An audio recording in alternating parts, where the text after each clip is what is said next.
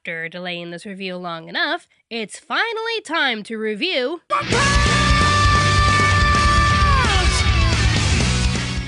One Punch Man, a series that started out as one of the most popular webcomics back in early 2009 by an author using the synonym One.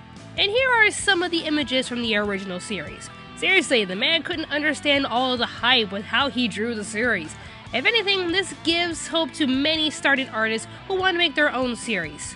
Yeah, baby! You can do it! In 2012, the series got a digital remake illustrated by Yusuke Murata, the very artist who drew the popular manga series Eyeshield 21. The series became so popular that an anime adaptation just had to be made. One Punch Man is the one anime title that is unanimously known as the best anime of 2015, and has one of the simplest plots I've ever heard of in a while. In fact, the plot is practically a question. This is Saitama. Through 3 years of intense training, he has become the world's strongest being on Earth. Now what? Yeah, the man is so strong he could take down any enemy, no matter how strong they are, with just one punch. Hence the title. So with a plot so simple, where can Saitama's personal torment lead us? Well, the plot goes down an interesting turn. We first meet our awesome main character, Saitama, a hero for fun who can take down any threat with one punch.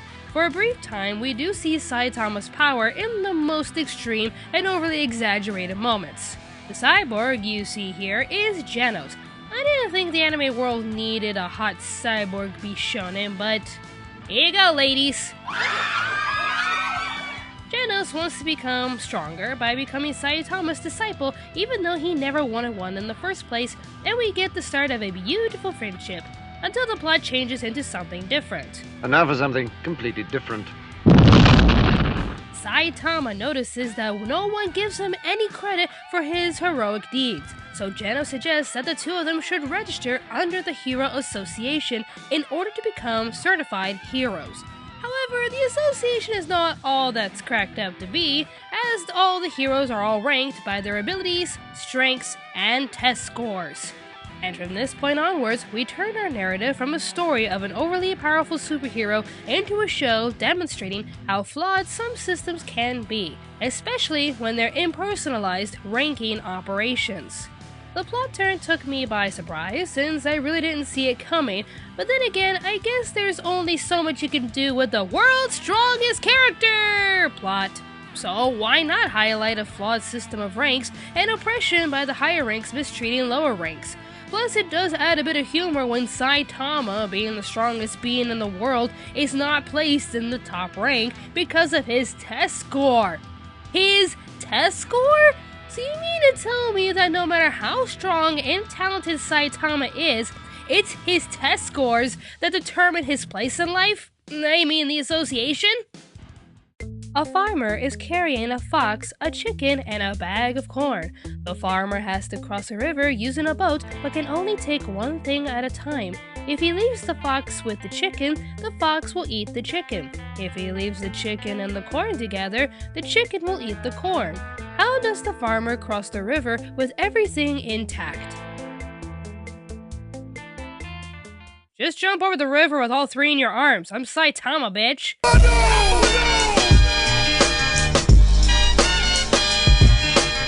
Is it sad how this reflects the faulty system of test taking and ranks? Especially for the American education system? Hashtag screw you, Florida FCAT. Well, with how strange the story is, at least it's carried out well with its characters, especially the one and only Mr. No Fucks Given Saitama. That's his name. No Fucks Given Saitama. I'm just kidding, that's not his name. It's funny how he says he's a hero for fun, but he also wants the recognition for all of his heroic deeds. That one nitpick aside, I just love everything about his personality and how frank he is. The way he reacts to overdramatics of other characters really makes him a hilarious character. Seriously, look at how elaborate and over-the-top these characters can be, and how he just shoots them all down. Sensei, take me in as your disciple! No. Now, you lower-level peon, allow me to teach you a lesson! Nope. Man, with how over-the-top and dramatical some people are nowadays, I wish we had more people like Saitama. Of course, there was one time where he had to lie and actually care about his situation when the heroes had to face one of their toughest challenges. But I won't spoil that episode for you all. Fight the good fight, Moomin Rider. You're more than the underdog for me. Hashtag Moomin Rider for the win. Now, as for the music and animation, both are just amazing. The opening does its job well with its rockin' intro and exciting animation. Although the outro is not as exciting as the intro and the series itself, it kinda gives you a moment to calm down and relax to this pretty song after all the action you just witnessed. The animation was done by Madhouse Studios, who was also responsible for Death Note, No Game No Life, and Death Parade. I will say, though, that I think Madhouse really went above and beyond with their animation this time, with how intense the action was in this series. They even perfectly captured Saitama's lazy face, but also knew when to transition his style from apathetic to intense. I love those eyes, they're so fierce. I mention that this show is hilarious.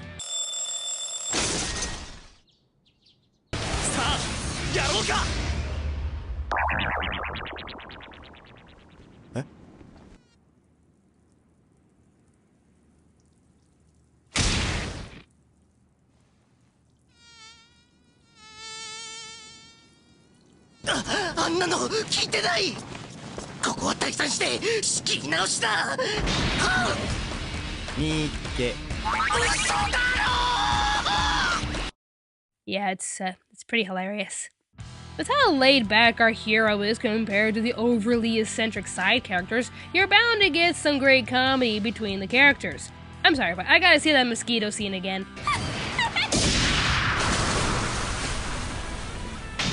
I just love that part to pieces. The one thing a lot of people comment on are all the parodies and references the series slips in there. Alien from episode 1 obviously looks like Piccolo from Dragon Ball Z. Pooty Pooty Prisoner does a Sailor Moon-like transformation. Moomin Rider is obviously a parody of Kamen Rider. And oh, Titan! Okay, somebody call Eren Yeager over here, cause...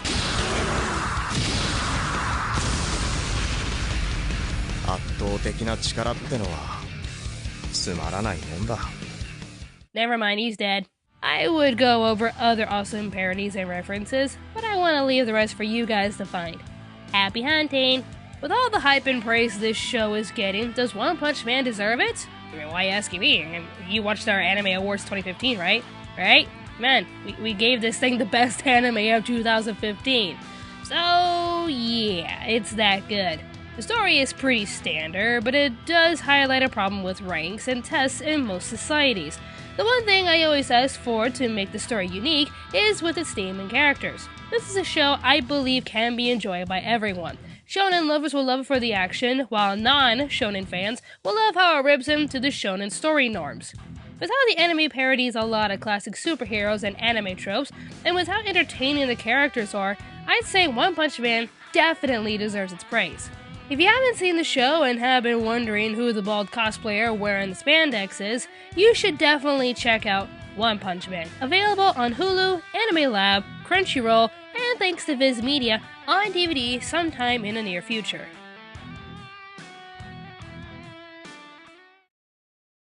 Show it again.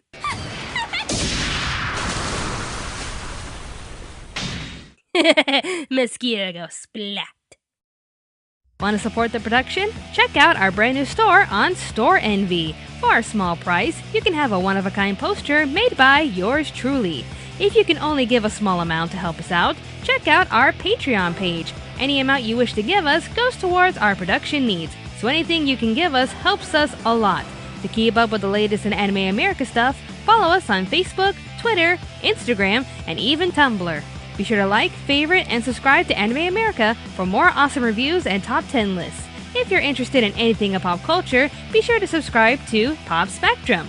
Thank you all for watching, and stay tuned to Anime America.